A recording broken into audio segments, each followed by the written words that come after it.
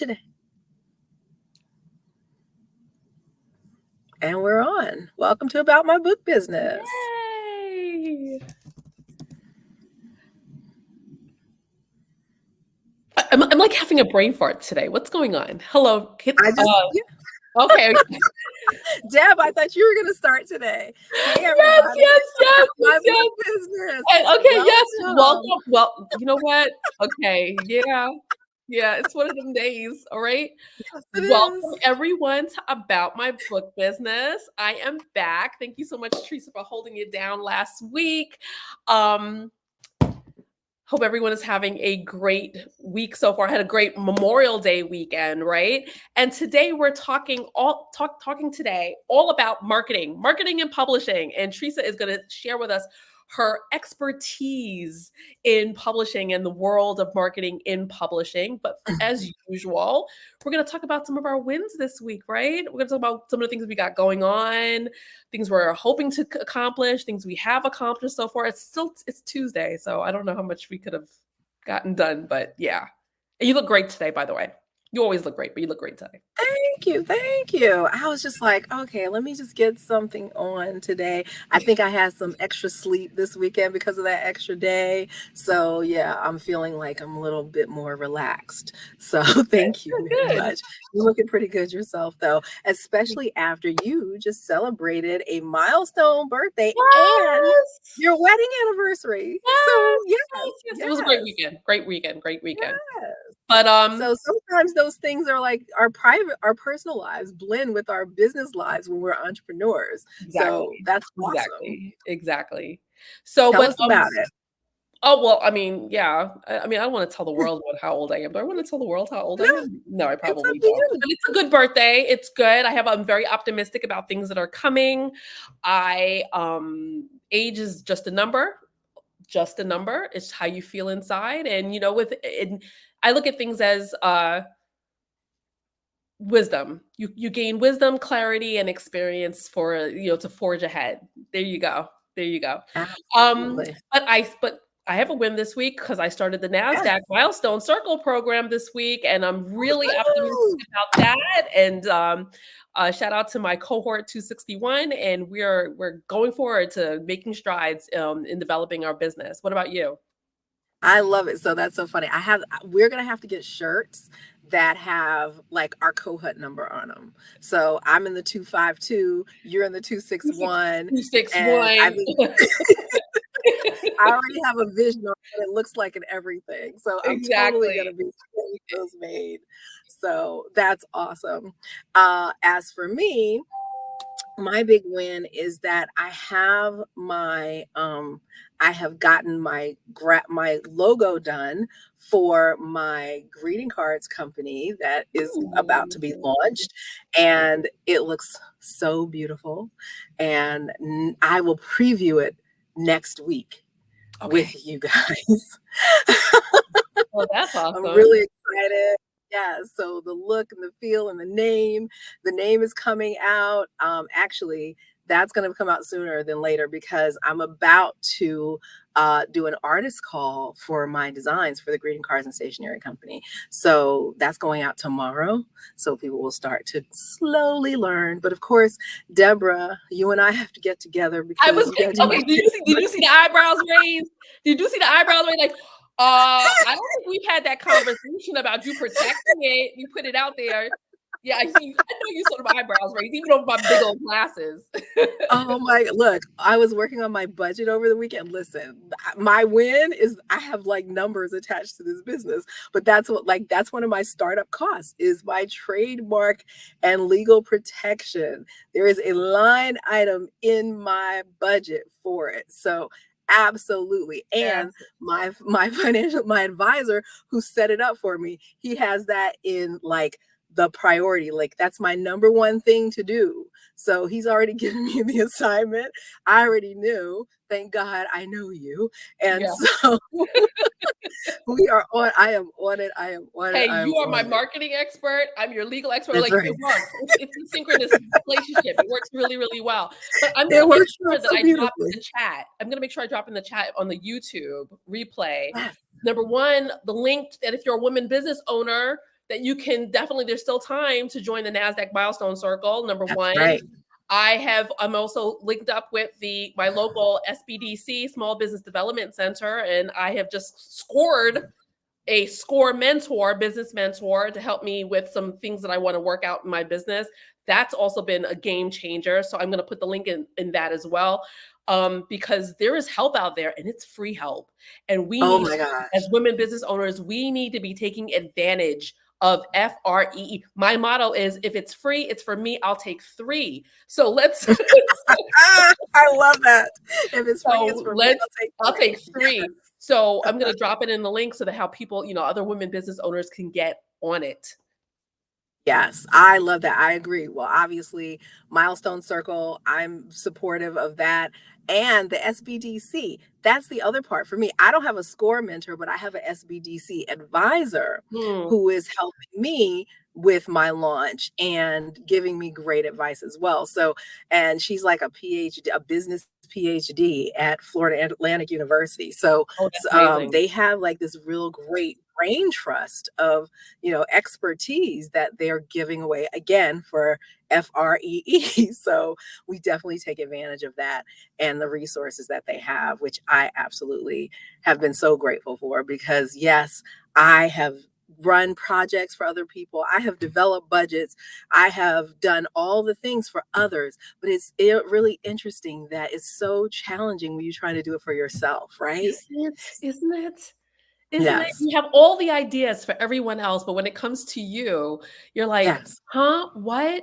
Because I think we're so married to it. We can't look at it Yes. from from a different perspective, from a different lens, to say, okay, this is wrong, that's wrong. We need somebody else to do it for us. So yeah, I Yes. get it. But Absolutely. today we're all about marketing, which is your wheelhouse, right? Which is your I love it. wheelhouse. So I'm really excited about, I mean, I get to hear all of your knowledge every day. Let me tell you something. Talking to Tresa every day, I gotta have a Right. notebook, pen, and pad, because every single day I'm gonna get some sort of a nugget. She's gonna drop something. And so it's great that they're gonna get like this in an hour, all these little nuggets. So if you have a pen and paper handy, take some notes, because she's Take definitely, notes. and whatever you don't get, you could always book a discovery call and whatever. Right. So That's right. first and foremost, I want to dive into just your experience, because you have a master's in publishing, Publishing. right? Yep. And then you have this extensive 25 years experience in marketing. So I want to know, how did you get started in marketing? And why do you primarily focus on marketing as it pertains to publishing?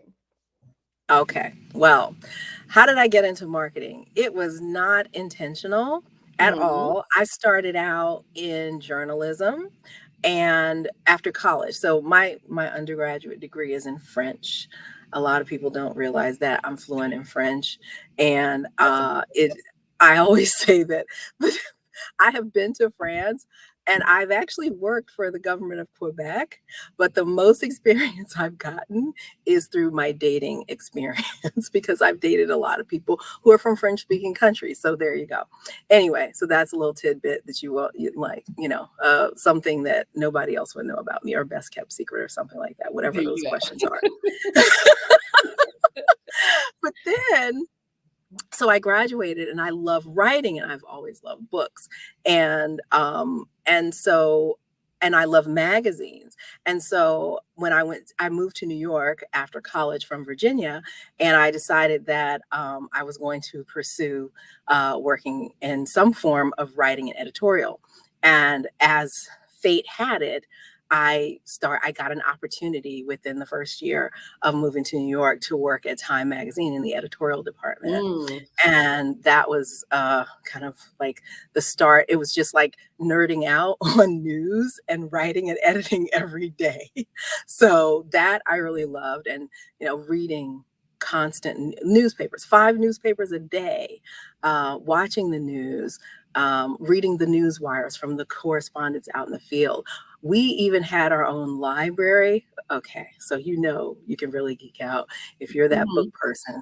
Yeah, I was reading, I was in the library, in our work library. So just really got a great experience doing the editing, fact checking, which becomes so important, and you all know how important it is today, Right. and working with some of the best writers and editors in the world today. I got to work next to the best of the best, and then I worked so hard and worked so intensely. I worked on cover stories, mostly the big ones, and then I just kind of like burned out and wanted to take a break. And so, still love crafting stories and creativity. I realized that the marketing side of the business was actually more interesting to me, and Hmm. it allowed me to bring my creativity to the work that I did. So that was kind of like the switch that I made. And since then, it's really been a trajectory of getting experience with collaborations with the creative teams in different organizations and working in books and magazines as well. But the books I always come back to because I mean, there it's just a love. So it's Yeah. been a great journey, and I get to bring all of my experience, even as I've moved in and out of publishing. It all is relevant to creating a great marketing strategy and plan, and being able to offer unique perspectives and custom strategies based on what the goals are of an Right. author. Wow. So, I mean, it's marketing is basically the bane of all authors, right? It's the most challenging part of writing a because I mean, once you stop with the creativity and actually putting out the Yes, book, then it's like, okay, I have yes. this book out into the So world, but what do you do with it? So, what would you say are some of the common misconceptions authors have about book marketing, and how do you help them like navigate them? yeah, so that's it. I didn't answer that part of the question, but that is it. The reason I chose marketing with publishing is Oh, okay. because Oh, it is it is the area. No, you're right. That it's the area where so many people are challenged because one, and this goes to your tips. It's like one of the big issues is that people think that they go straight to tactics instead of a strategy and a plan. mhm. And so what that means is that everybody, you hear people all the time, it's like, well, I have to be on social media. And that's their default, but that's a tactic. And that may or may not be true. And yes, I'm saying this in this day of the digital age and this age of social media. There are times when you may not be using social media as your primary way of marketing yourself and your book. And there are a number of reasons for that. And of course, for me, I always say anyway, and this just keeps getting confirmed on a weekly basis, the only things you own are your website and your email list. And so in reality, those are the things that you really ought to lean into anyway, because we learn every week that there is some algorithm that changes on one of the social platforms. And that means that a lot of times what you thought was going to work before, and you may have decided you're going to use a tactic on Instagram, it may not work the same way now. And then you look at what's happening with TikTok. Maybe it'll go away, but Mhm. even if it doesn't go away, it'll change. And so, what may have worked before on TikTok isn't necessarily working for you now. Or even, if with Twitter, let's say, with the acquisition of Twitter last year, was it last year by Elon Musk? Right. Um, that changed the whole experience and the environment. So that all those things can affect what your actual outcomes are for your plan. So it's really important to think about those things as tactics, not a plan that really can necessarily yield you the results. There are many, many ways to get the results that you want and really market your book. Of course, yes, you do have to have money. So that's something we really need to talk about. Yeah. So would you say that a huge misconception is that authors are putting all of their eggs in the proverbial social media basket, and they're just kind of like forgetting about the other strategies that can yield probably a bigger result, like you said, like the email list? I do. I think that a big misconception is that social media is the best way and maybe even the only way and the cheapest Well, way that's what I think people to lean get in to on is market your book. cheapest. Yes. Yeah. Yes. Well, and cheap, it's like you may say cheap in terms of how much money you're putting out, but what about your time and effort that you put in? That has value too. And so it's really important for people to think about that because I mean, yeah, maybe if you don't want to lose, if you want to lose all the sleep that you can lose, if you're not talented necessarily or gifted in graphic design and you have to learn that, and that takes time and it takes away from you actually doing the things that really can help you connect with your audience. At the end of the day, if you do all of that and you get no additional sales, you don't get any additional engagement or followers, then that was a loss to you too, and you could be doing something else. So Mm. that's how you have to think about it. Well, you talked about the email list. So if Yeah. you're a new author just starting out, because I remember when I had my first book, that was like the conundrum. How do I build up this email list? Because I do see the value in an email list, but how? How do you do that? So what advice would you give a new author who is trying to build that email list? What sort of things can they do to start out? Well, so go with the emails that you already have. Mhm. Start there. If you are okay, so here's the thing. If you're a nonfiction author and you're a fiction author, you have different approaches. So that's one factor to consider. So is as a fiction author, you really can lean into your personal emails because those are people who are in your community who you're connected to and you're already supportive. And let that be the start of you building your list that allows you to be able to then grow. So having your website set up, having that link to allow people to get updates from you, and then driving the people that you know in your existing circle to that page, and then sharing with them and asking them to share your information and share your website. We all know somebody who is interested in the topic that we're reading, we can always refer, and that's a benefit because there's that ready-made trust and like and know factor. And so if someone knows, likes, and trusts you already, then they're more likely to recommend, and that builds up your equity with that new reader. So that's one approach. And then you really have to go out and you have to start talking to people about your book, even way before the book comes out. So be willing to share. And then you can integrate the tactics for using social media. With a business book, though, you may not be able to use that personal email in the same way because that's not your group, right? Right. And so in that case, you can look at strategies like, okay, thinking about where you're going to find the people who you actually want to read your book, and then going out and connecting with them there. So that's why, yes, social media can be great. But what if your clients aren't on social media? For example, if you are targeting executives in corporations or even entrepreneurs, a lot of them, we think that LinkedIn is the best platform, but a lot of busy executives aren't even on social media at all. Mm. And so, where are you going to find them? What's the point of you? You can have your LinkedIn profile for one reason, but what's the point of you marketing your book on LinkedIn for the purpose of sales? Now, for the purpose of awareness is one thing. And yes, you can build some momentum that way. But for the purpose of converting to sales, that's probably not going to be the best way for you to do that.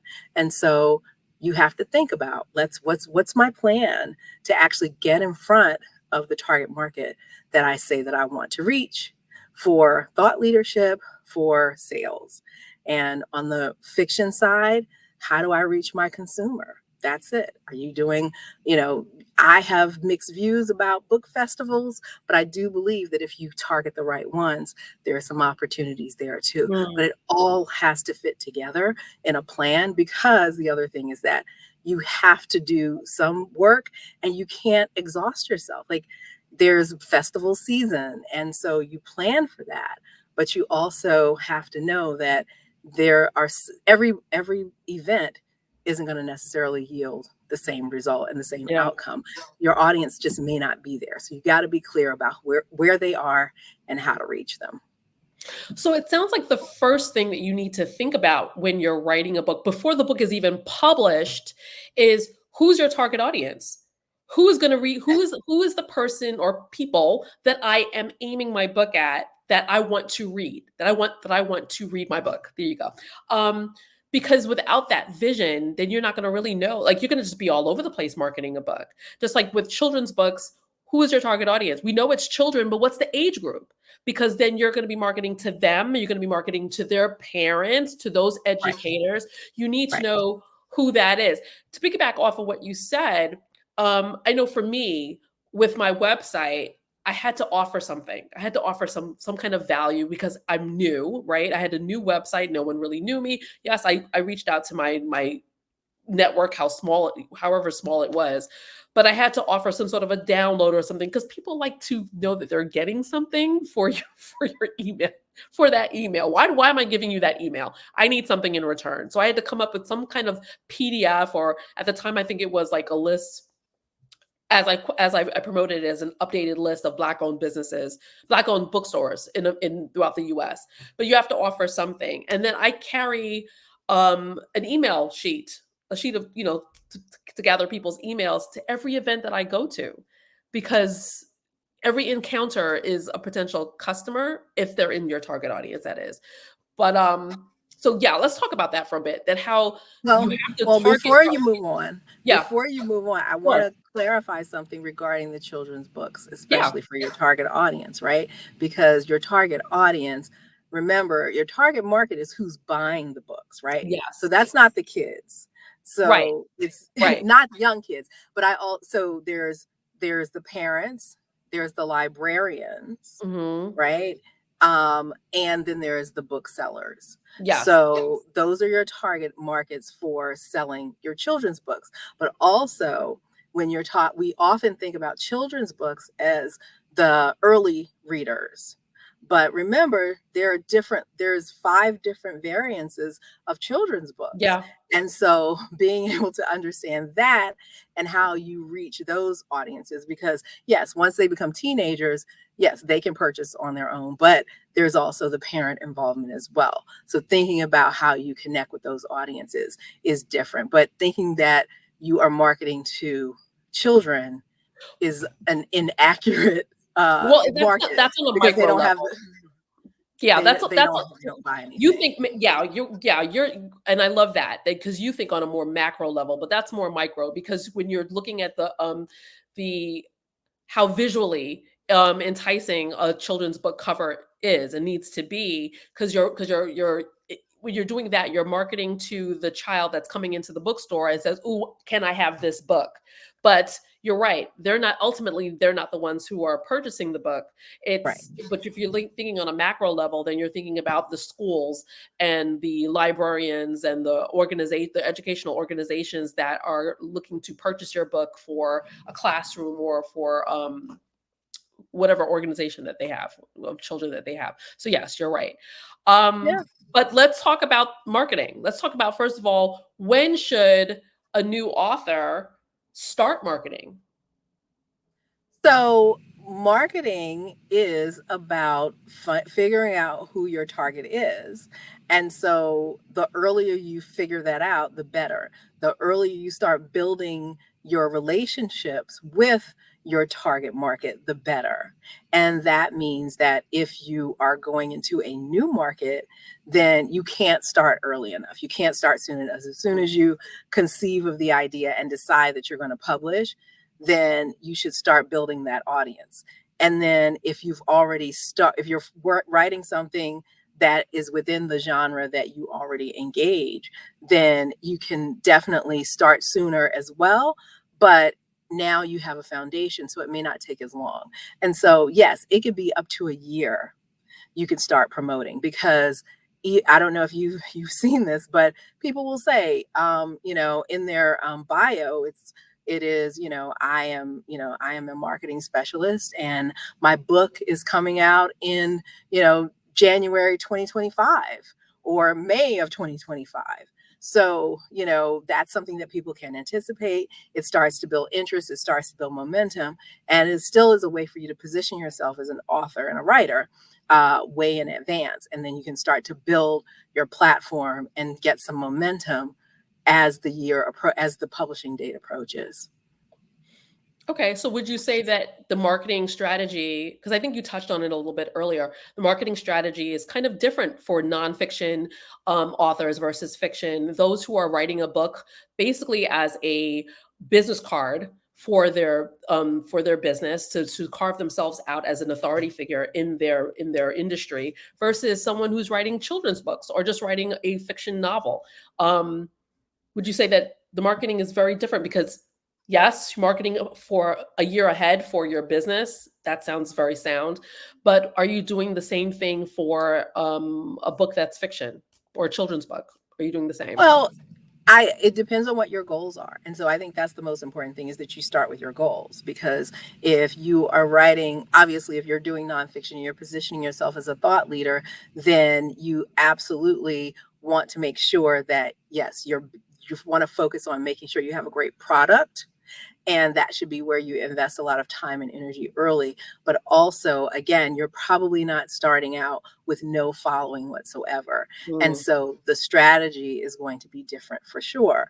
Whereas if you're talking fiction or you're talking children's books, there's different factors to consider. Because if you're just doing a one-off story, which for a lot of authors, that's not always the case, or they may just be trying it out and they're waiting to see what kind of response they're going to get. And so they're not sure about their plan for the future, then that's something that is going to have a particular approach. And you have to think about, what are you expecting to get out of it?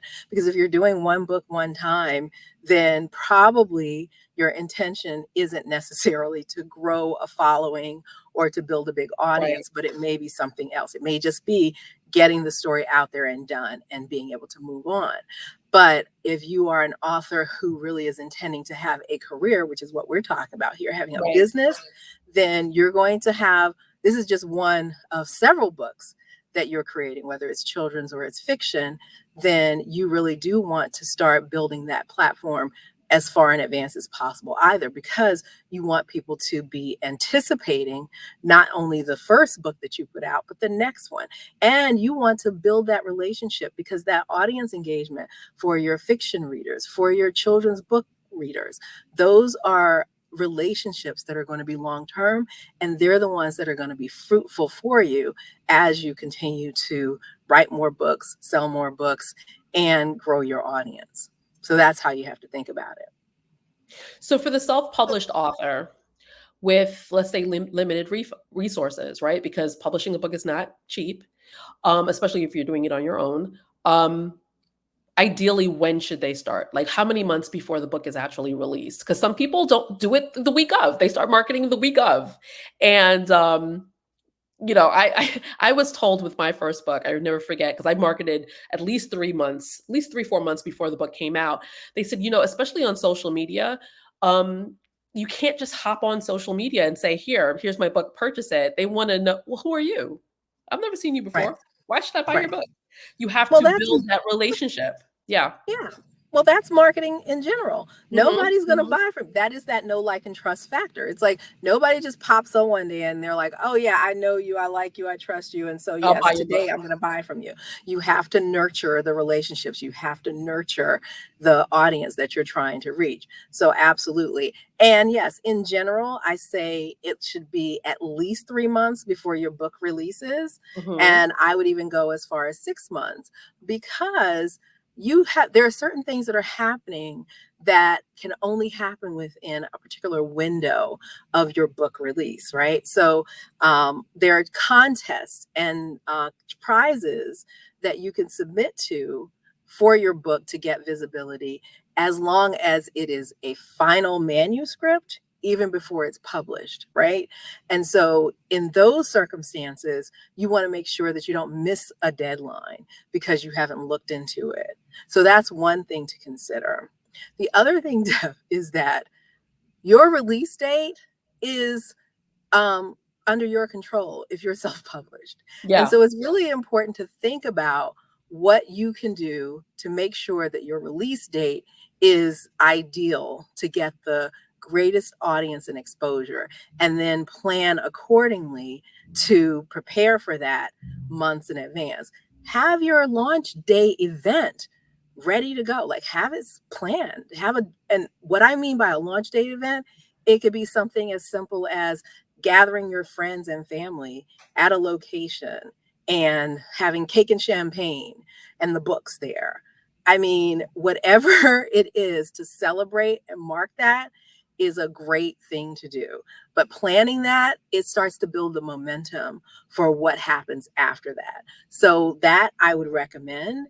And then you can start talking about that. You can start inviting people. You can put out an Eventbrite link, right? So that's something that will cause you to not only have that immediate circle of friends that you know are going to be there, but also you put it up on Eventbrite, and now you automatically are putting your marketing out there to reach an even broader audience. So that's something that people don't really think about, because I don't know about you, but I get those notifications all the time, every week, about events coming up, you know? And then you can also gather information on Eventbrite, right? Because your registration forms you can add questions. So you can really learn about the audience and the market. And you can do the same thing with other platforms as well. There's multiples. You can do things with your local community or organizations. I really encourage people to have something at the public library. The public library is great. Your library system is a great free marketing resource for you. So there are so many ways that you can get on events calendars, but you have to be thinking ahead, because you want to make sure that you get out in time or that you have an event in time for a particular milestone that's associated with your book. And that could mean that you have to give a lot of notice, months notice in advance, to be able to get on the calendar and then have your event marketed through those kinds of channels.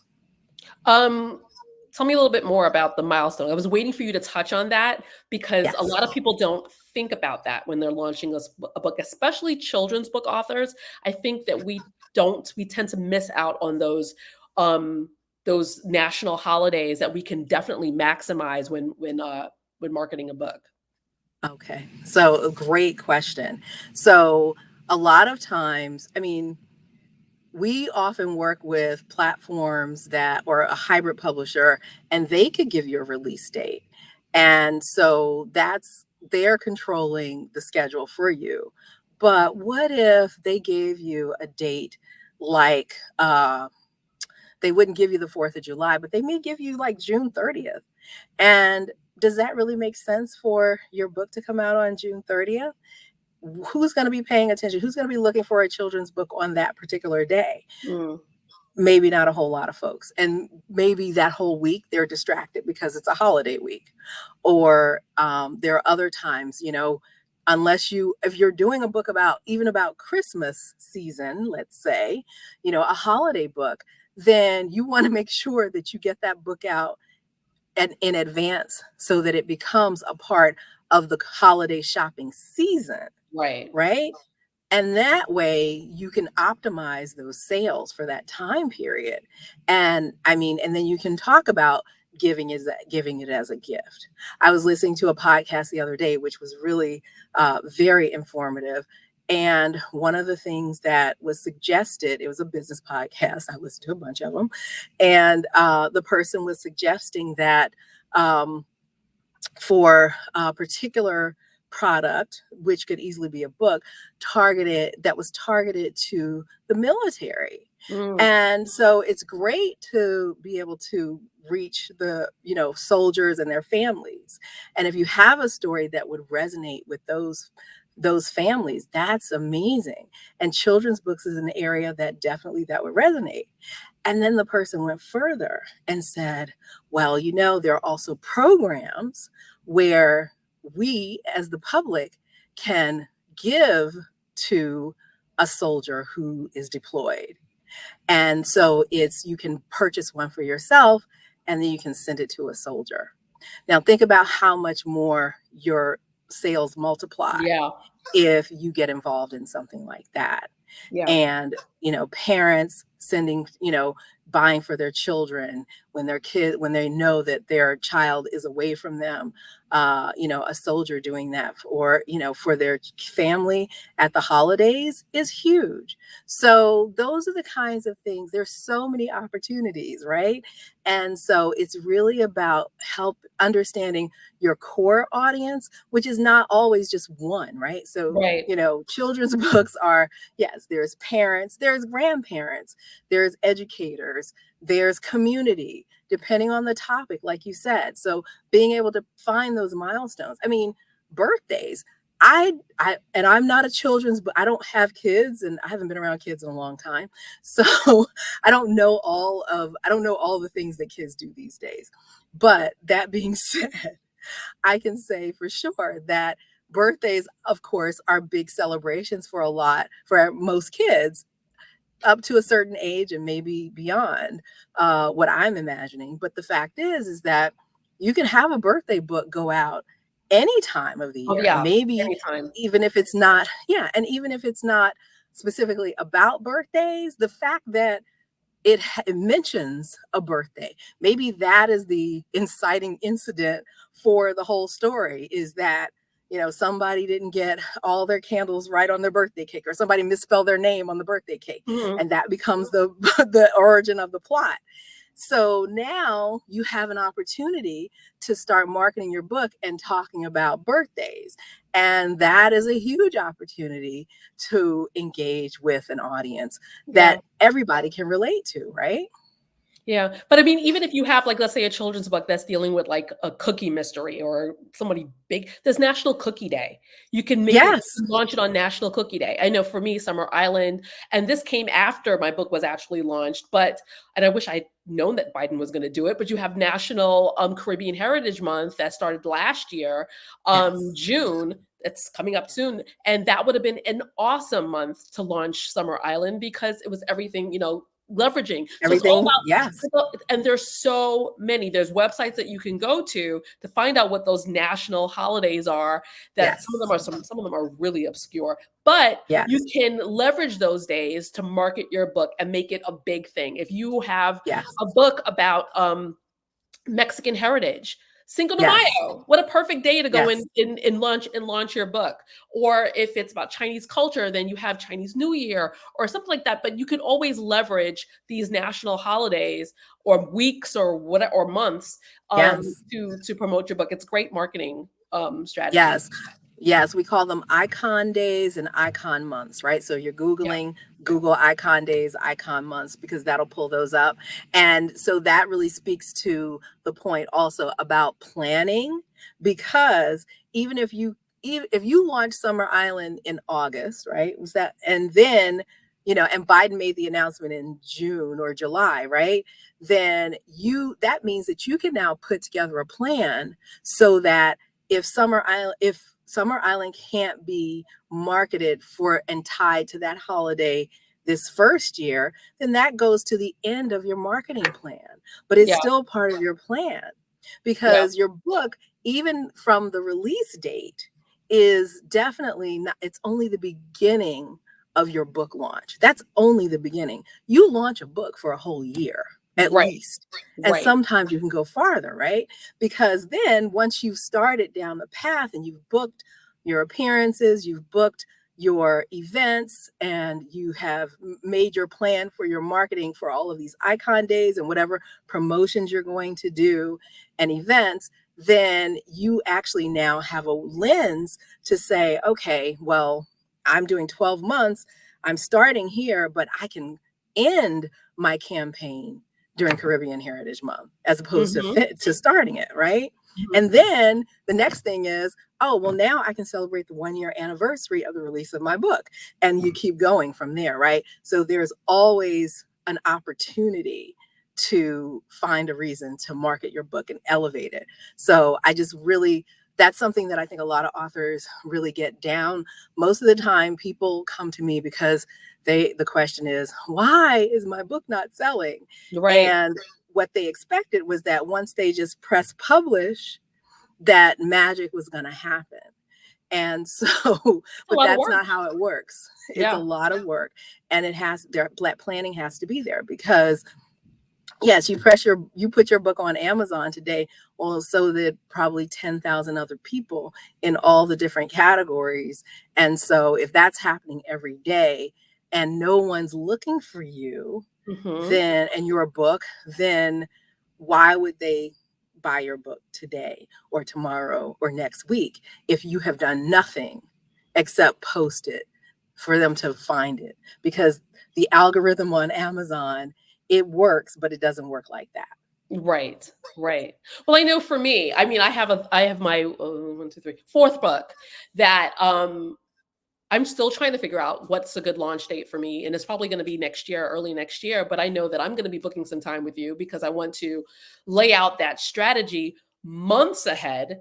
Because I know that from you, I learned that I wasn't leveraging all of the things that I could be leveraging to make my book as successful as it can be. Because now you've talked about your website, you've talked about social media, you've talked about email lists.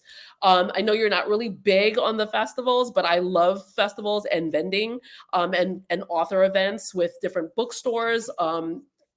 Yes, there's Barnes and Nobles, but I love the small independent bookstores too that have those small but loyal followings. Um, but what else? What else do you think? What else is there? Because I know there's So things that we're missing. yeah, well, and I think that so what's really important is to really be clear about your goals, and your sales goals, right? Yeah. Because if you say that you want to sell, 100 books a week, which is completely possible, and you have a plan to do that, then that puts you in a better position. You're more likely to hit your goals if you have a plan and you have that concrete number, that very specific thing in mind, because then you can say, well, where can I sell 100 books? Is it at a street festival, a book festival? And which book festival? Because Yeah. if you're going to a book festival that's your local book festival, and it's very there's a huge family population, then yes, perhaps you will be able to hit that number. But you're also more likely to hit that number if you plan to attend a major book festival that has 100,000 attendees or 10,000 attendees, because you're likely to be able to sell that book, and think about what your return is going to be. So having those clear expectations and goals are really important. I think also the most important thing that we haven't talked about Hmm. is the author brand. Oh yes, that was the next question. But I wanted to, but before you say that, I wanted Yes. to just wrap up what you were just talking about. That it's looking at it at are you and I know I've learned this from you. I'm stuttering. That I think when I started out as an author, I was looking at it micro, just selling my book to the individuals, to the parents. But you have taught me to think bigger and that you can sell. I mean, because yes, you're selling it to the individual parents. You may sell like 10, maybe 20, 30. But when you can A do day. an Yeah. author visit or you can speak at a school counselors conference and really target school districts and different schools, you can go to an author visit and sell books to the entire school, right? Yes. You can leave having sold 600 books, or as you told me one time, 750 books in one shot. And it's working smarter, not harder, right? Ultimately. So you have to That's think, right. where are you going to get the biggest bang for your buck? Is it going and spending this amount of money on a booth at a book festival where you may only sell 25, 30 books? Or are you going to target the school districts and try to sell your books to the schools during an author visit where you may actually walk away with a huge number of books sold? So That's right. and Yeah. those and So so those that's yeah, so working with that's my you, B. working with you, that's how you would Yes. narrow that down. Yeah, it's a B2B strategy versus a B2C strategy. So business to business, where if you are the business, which I Yeah. am really going to emphasize, continue to stress, you are a business, you can sell to another business, and that allows you to sell not one at a time, but 100 at a time, 1,000 at a time. That's the difference versus consumer, where you're selling your books one at a time. Now, if you are going to sell your books one at a time, which is, it works for a lot of people too, Mhm. what really does matter is, one, growing that community, but also thinking strategically about that. Like, if you're going to get a table at a book festival, then why not share a table with somebody who has a book in a different genre from you, I didn't and you even do split that. the costs? Because, yeah, both of you are going to be there. The table is going to be manned by somebody at some point, but you also don't have to worry about competing with the person that you're sharing the That table is with. really good advice. I did not think about that. That's excellent advice. I Excellent. got some of those. I got some of those. Those are some really good nuggets because some of these huge book festivals that have hundreds and thousands of people coming in, the tables are really costly, like in like 1,000 plus. But I Yeah. didn't think about it that you could actually split that table with someone else and you both are making money. And And yeah, you're both making money. And if you're not competing with titles, I mean, think about a mom wanting to read a romance, and she's giving a book for her kid, buying a book for her kid at the smart. same time. That's a good That's a great idea, that's a great And nugget. so, yeah, those are the kinds of things that if you call me, I will help you with. I will help you think through those things, because that's really, Yeah. that's it. It really is that lens of, we really have to look at what it is that we're intending to do. And yes, optimizing the Okay. space that we're Yeah. in. That's what we're talking Yeah. about. And with on the B2B side, if you do things like, one of my clients is affiliated with multiple organizations. We're a member of all of these groups, these professional groups. Mhm. Well, if you're a membership, you've already paid. So think about this. You've already paid admission to be affiliated with these organizations. So Right. they have a responsibility to support you in your business. That's what they're there for. That's what they agreed to do.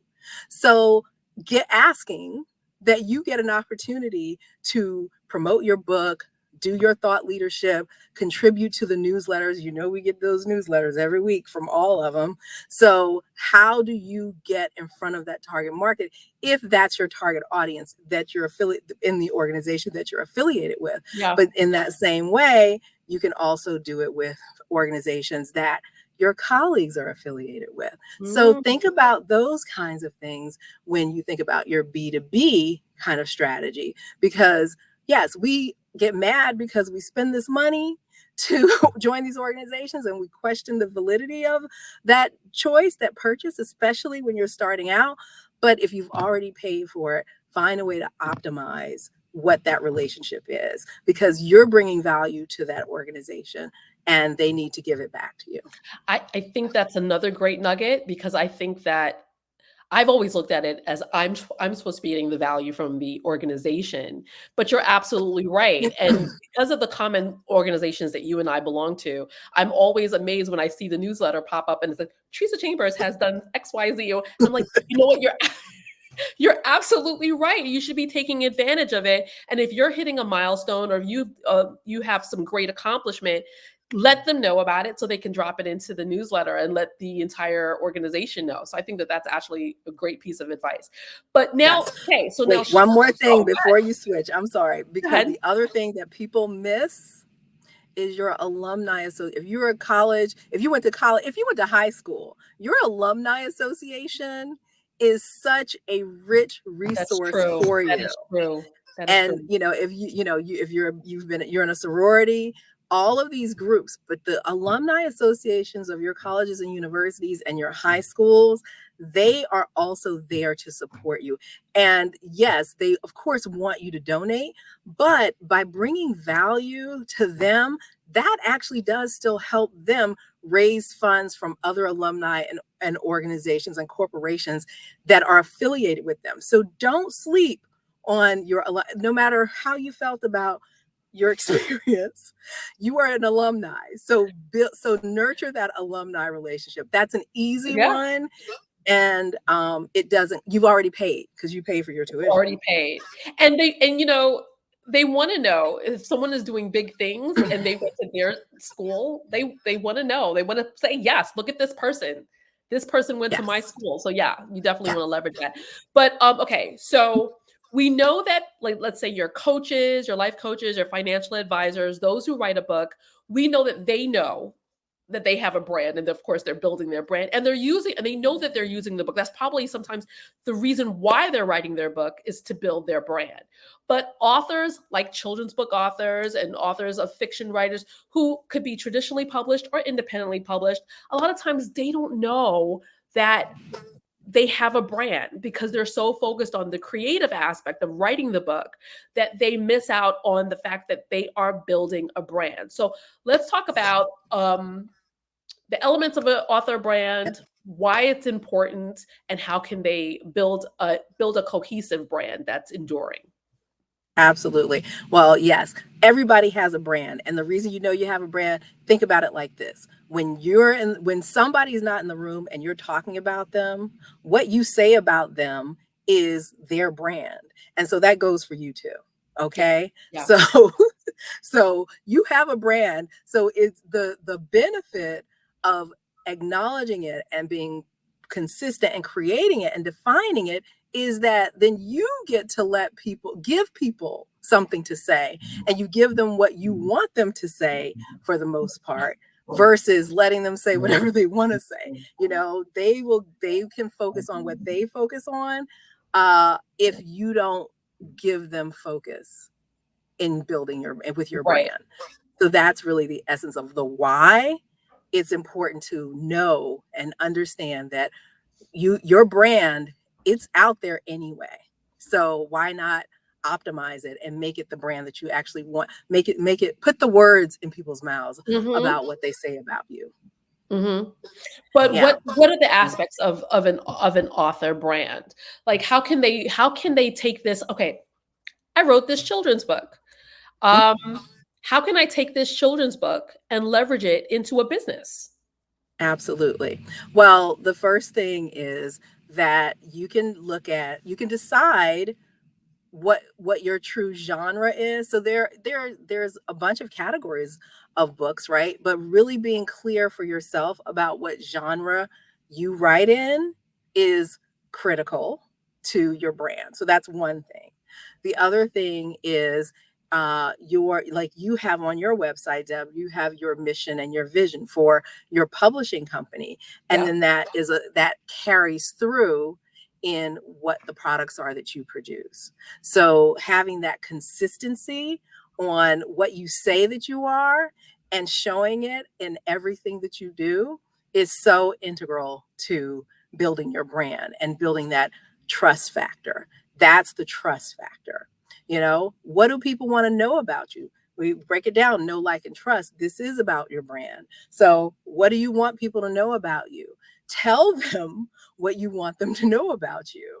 And that doesn't mean that you have to get too personal, but if you Mhm. want to get personal, if that is the core of the stories that you write, perhaps you've written a memoir that's about something that has affected your life and caused a transformation, you want people to know then something more personal about you. It doesn't have to be your private things, but things that are personal.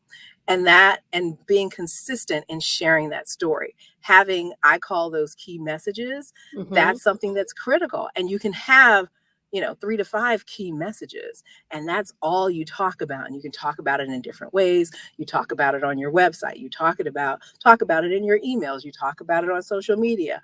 You reinforce those messages when you go live. You reinforce those same ideas when you're interviewed on a podcast or in the media. So having those core aspects of being able to tell your story: this is who I am, this is what I believe, this is how I want to influence my audience, and this is the change that I want, or this is the impact I want to have. So if you can name those things in clear, succinct statements, then you really have an opportunity to build a brand, because people will say, oh, I've heard that before from that person. Oh, yeah, that's what they say they're doing. And look, that's what they're doing. And look, over here, I see that their book is saying the same thing. And oh, these are the people that they're hanging around with, and they are believing the same thing that I am. They have the same values and principles. And so it becomes very easy for them to like you and then to trust you. And so whatever you're putting in front of them, they're at least going to look at it. Yeah. And very likely they're going to buy it. And they're going to tell their friends about it. How about that? Yeah. So that's basically what you're talking about, is creating an elevator pitch for your book and for who you are as an author. That's what it sounds Well, like. it's more than an elevator pitch, because it really is, like, I would say, it's the headline for the stories that you're telling about yourself, right? So there are themes that you have that run through your life and your writing and your stories.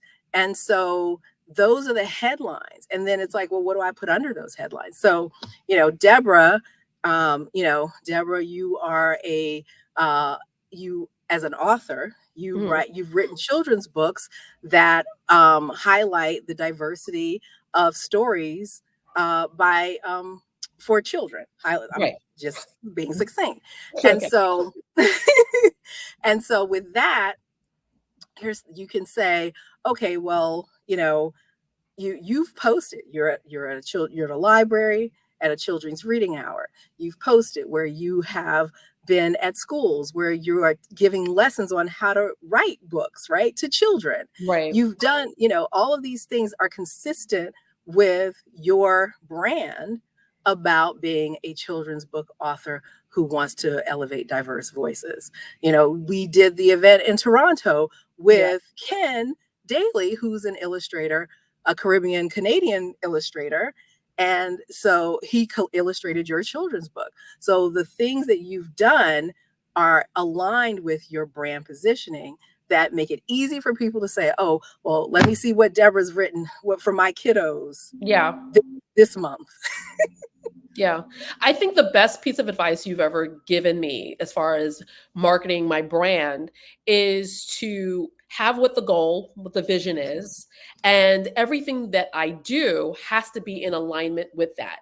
How does that make sense? So if I'm selling my children's books and it's all about creating more diversity in children's literature, what are the products and the services that I'm offering that are aligned with that goal? Is me creating a candle for my children's book, is that aligned with the goal? How does that help promote the book? How does that help promote my mission? It probably doesn't, right? So then that's something that I shouldn't be putting my money and my energy into.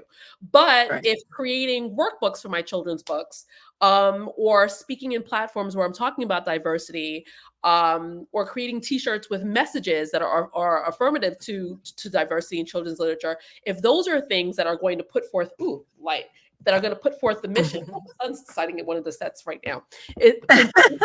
Putting forth the mission, then those are the things that I want to put forth and I want to spend my time and money on. And I think that's a really smart way of looking at it, because you have some authors who put out products and put out services that they think are promoting the book, but it's so far.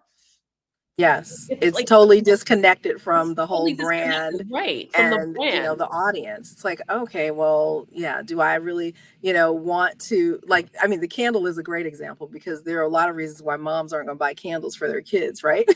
Fire hazard, among other things, right? Right. And so really understand, being able to lean in. And so the other point I want to make, though, is you were talking about the coaches and the consultants. And one of the really important things that you must think about as a brand is that saying that you are a children's book author, saying you are a coach or consultant, there is nothing differentiating one from the other, right? And so is that the best way? Is that your part of your elevator pitch that you lead with? No, that's not what it's about. It is, I write stories that do what for whom, so that, right? That's your unique selling proposition. And that is how you can differentiate yourself from the other, 10,000 children's book authors or the other 100,000 coaches, life coaches, I'll say, because there's like Yeah. 8 other categories, right? So being able to really lean in on and define your uniqueness is important. And that could be in the marketing world, we had the 4 P's. That was how we talked about marketing. But you can have one of those aspects that really allow you to stand out. So you can be the children's book author of that really markets to the Caribbean American community. You can market to Caribbean American immigrant community. You can market to first generation, or you can market to second generation, right? So you can slice that in so many different ways. You can market to by location. You can market by gender, right? You could market to dads, right? Who are wanting to tell stories to their kids, because that's a segment of the broader segment that is really that will really look for you. And they're like, oh, she gets me, right? Like that would be amazing, right? So, because that's really what you want. And then remember that this is your target, but that doesn't mean that you aren't going to sell your books to everybody else. And that's another big mistake that people make when they think about marketing. The conversation, another question I have all the time is like, or one of the responses I have when I say, well, who's your target market? And they say, everybody. And I say, well, where's your marketing budget? Because in order for you to market to everybody, you have to have a big one. Because even the Super Bowl ads don't market to everybody. And look at how much they spend. Right. So it's important. So your brand becomes that real shortcut for you to connect with your target market, because you put your brand out there. You say clearly what you stand for. You have color scheme for your look and your feel. You have a personal style that you can add that becomes a part of your brand. We wear glasses. I don't have mine on right now, but we wear glasses. Right. We have our short hair, whatever it is, right? Those become aspects of your brand. And, the difference is, when you walk into a room. I had this amazing experience. Like a couple of months ago, I went to this conference and I walked in the door and this woman walked up to me and she's like, hey, aren't you Tresa? I've never met this person in my life. Well, that's amazing. Yeah. But she recognized me from my social media. And like, she recognized my hair. She's like, oh, whatever, like my glasses, my haircut, and my demeanor, I suppose. But she immediately recognized me. And that's what you want, right? You want people to say about you, and they'll tell you about you. So people will tell you what your brand is. If you're uncertain about how to develop your brand, then listen to what people tell you. And if you like what they're telling you, then that's great, because that's a good start. But if you don't like what you're hearing, you got some work to do. You have an opportunity to change it and make it what it is, make it what you want it to be. But you want to control that. And but it's also enlightening when people tell you and you're like, oh, I hadn't even thought about that being an aspect of my brand. And then you go from there and you say, well, how then is that working for me in terms of reaching the audience that I say I want to reach? That's really important. There's another person I know who I'm friendly with, and we've talked about how her doing her book, and she says to me, she's like, Tresa, you're like so intimidating. I can't possibly work with you because I feel like I have to have everything together. Well, I know the feeling.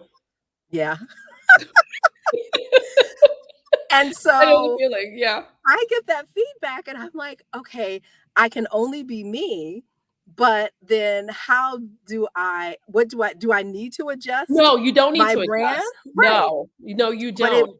No, not at But it all. takes time. So then you have to build the relationships. People have to get to know you beyond the surface. But I also think at the end of the day, remember that people are projecting onto you That's our their fear. own stuff. That's our fear, because what it is that, a lot, especially if you're a procrastinator, and sometimes I can be, we have these dreams, we have these goals, but now here we are sharing them with someone who's going to put us to task. Because I know for me, if I tell you that I have a marketing goal, you'll, okay, well, what did you do today?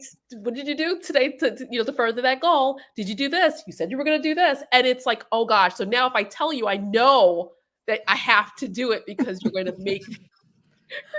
going to make you do you're not gonna make anything, me, but but you're gonna hold, oh gosh, you're definitely gonna hold me to it. So yeah, we're it's an that's the accountability fear. relationship. Yes, Absolutely. yes, And the yes, other part of that is, so what you're saying is that the fear is that for some reason you can't make the commitment to yourself, because all I'm doing is mirroring. Again, we're just exactly. mirroring. So Yeah, I'm mirroring back to you what you said. Oh, you said you were going to do this, but and when you get to that point, if you feel stressed about it, then the question becomes, is that really something that you are committed to?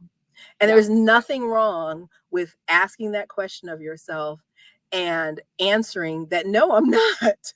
And then you pivot. yeah, And that's the beauty, because you, even if you've laid the foundation in your marketing and your brand, that doesn't mean that you're stuck. You can pivot. pivot. You can evolve your brand and make it work for you wherever you are. But do things that bring you joy and that are fulfilling to you, because when you do that, then that's the energy that you bring to your audience. Absolutely. Abs- Yeah. I Yeah, I lost you for 2 seconds. Um, and yeah, I think part of your brand also is your story. It's and we're gonna wrap up soon, but it's your story. It's who you are. Yeah. I've been at book signings where I sat there and I was, I believe in being very engaging and not just sitting there waiting for people to come to you. And I've had people who strolled by who probably weren't interested in my book, but they strolled by. I started a conversation with them that had absolutely nothing to do with my book, sold them in who I was, or I am, and they bought a book because they liked my story. So Yeah. people need to remember that when you're marketing your book, you're marketing yourself too. They want to know who you are. Who's the person behind the book? Why did you write the book? Why did you even start this author journey? And sometimes that's enough for them to want to say, you know what? I want to buy the book. Maybe I know someone that I can gift it to. Maybe I don't have children, but I know a school nearby that I can go and donate it to, or I have a child in my family I can gift it to. So you can't forget about your story, what brought you to this place where you're selling this book and marketing that. Right. That's right. And, you mentioned the elevator pitch earlier. Being able to tell your story succinctly is Yeah, great, but you also need to have that long version as well, yeah, because you want to be in a conversation. So I think it's really important to recognize that your brand allows you to enter conversations from different entry points and connect with different people in different ways if you are really clear about what your brand is. So your messaging is, that's why you have 3 to 5 points of your message, because one may be relevant in a particular context, a different one may be relevant in another context, and agreed. eventually they can all come into play. But think about what you're leading with, and that's based on the context, what environment you're in, who you're talking to, where you are, and what your intentions are ultimately. So Whew, I think that's really the most important thing. whew. Well, we've gone over, Uh-oh. and we probably could go a lot longer. But we Okay, started a little late, so let's give we us did, some we grace did. for that. But okay, so let's start wrapping it up though. Give me some final thoughts on marketing. So the things that matter most are, one, know that you have a business, and business requires that you are going to do marketing. Your book is a product, and so are you. And so if you've taken all the time to make something that's great, then make the effort to market it and get it out there. Like, get your return on the investment of time and effort and creativity that you've put into it. Do the work. And you can definitely have strategies that are low cost. But remember, you what is the thing that you have spent money on that you just had to have and you didn't care how much you spent on it? Well, if you think that if your book matters to you that same way, then think about investing that money into getting your book out there. You will not go wrong if you get the right kind of help, like me. Everybody doesn't know marketing and marketing strategy. A lot of people will talk to you about tactics, and certainly people will be very eager to get you posted on social media. But if you don't get the results for social media from social media, then that is because there wasn't a real strategy and plan. So just keep that in mind as well. And then absolutely, you have to remember that you are a brand. And that means that people are going to talk about you anyway. And so let's control the narrative that they have about you. That's really, really crucial. So those are my tips. And I feel like there was one more that I wanted to say, but I can't remember, but I'll follow up with you. When you schedule your time with me, then I'll tell you. Well, that was a great segue. That was a great segue because I was just going to say that if someone wanted to work with you, how can they reach you? So I'm going to share my link. So my TidyCal, you can schedule some time with me to get started. I'll answer your questions and we can talk through what your plan is for your book. And then always follow me on Instagram. I've been on Instagram, I think, well, I've been on for years. So it is Muse with Me. My company's 10th Muse, Muse with Me on Instagram. You can also connect with me on LinkedIn, Tresa Chambers, Tresa, and it rhymes with Lisa, as I always say. So message me, and you can DM me on IG as well. Those are the best places to find me. My website is 10thmuseenterprises.com, and I really look forward to hearing from everybody. Share a question. I'm happy to respond. And definitely just connect and stay in touch and reach out when you need it. Definitely. I mean, look, for all the people who've asked me, how are you doing all the things that you're doing? I see you everywhere. Tresa is the reason why. I love that I get this great testimonial from you. I love it's it. the truth. Tresa is the reason why. And I'm like, oh yeah, my PR person, she helps me. They're like, oh yes, you are the reason why. I think the knowledge that you have and the little nuggets that you always come up with is just invaluable.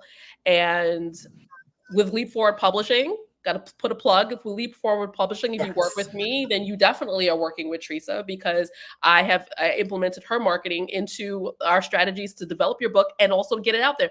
Because what is the point of writing a fabulous book and no one reads it? It's just it's just an artifact sitting on your shelf. 20 years from now, you say, oh yeah, here's this book that I wrote that went into obscurity because nobody read it. So yeah. Right.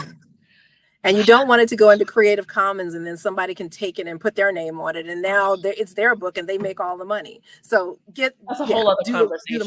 That's a whole other conversation. But okay, so this was another great episode of About My Book Business. I hope everyone got a lot of great nuggets, but you could definitely reach out to Tresa if you want to know more. And yeah, that's it. I think we're done. Thanks, Deb. It has been great having this conversation with you, as always. I love that we do this. Yes. And I'm thrilled to help everybody learn more about their book business, right? That's what we're here for.